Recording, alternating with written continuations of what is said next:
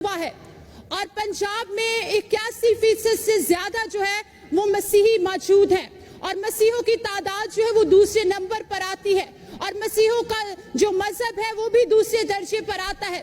यानी पाकिस्तान में पंजाब में जो है वो सबसे ज्यादा मसीही लोग मौजूद हैं और आप सब जानते हैं कि ईस्टर की आमद है और जिस तरह मेरे मुल्क में दूसरे मज़ाहब जो हैं वो मौजूद हैं और ईद और त्योहारों का जो है वो लिहाज रखा जाता है और उन पर छुट्टी दी जाती है, ईस्टर पर कोई भी छुट्टी जो है वो नहीं होती है।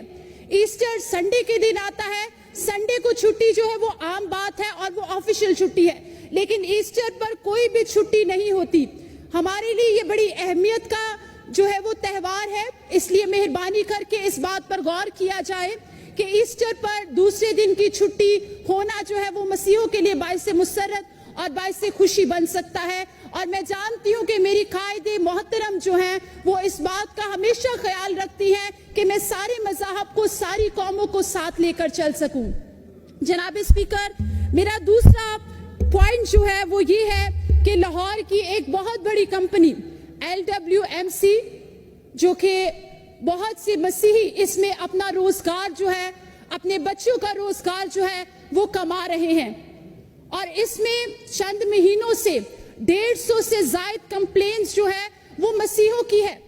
उनको एक ही बात पर निकाला जाता है कि आपकी अटेंडेंस नहीं सही लगी।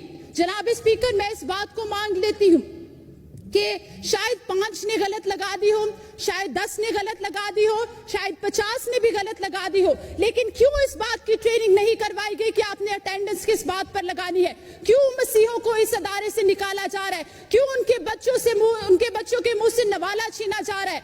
मैं आपसे दरख्वास्त करूंगी कि मेहरबानी करके इस बात पर एक्शन लिया जाए और उनको उनकी नौकरियों पर बहाल किया जाए, इस बात पर एक्शन लिया जाए और उनके बच्चों के मुंह से नवाले ना जाए। हमारे पास यही रोजगार है, मसीह कौम एक दबी हुई कौम है, अगर ये रोजगार भी उनसे छीन लिया जाएगा तो मैं आपसे मिन्नत करती हूँ कि बता दीजिए कि हम किसको रोजगार का कहें।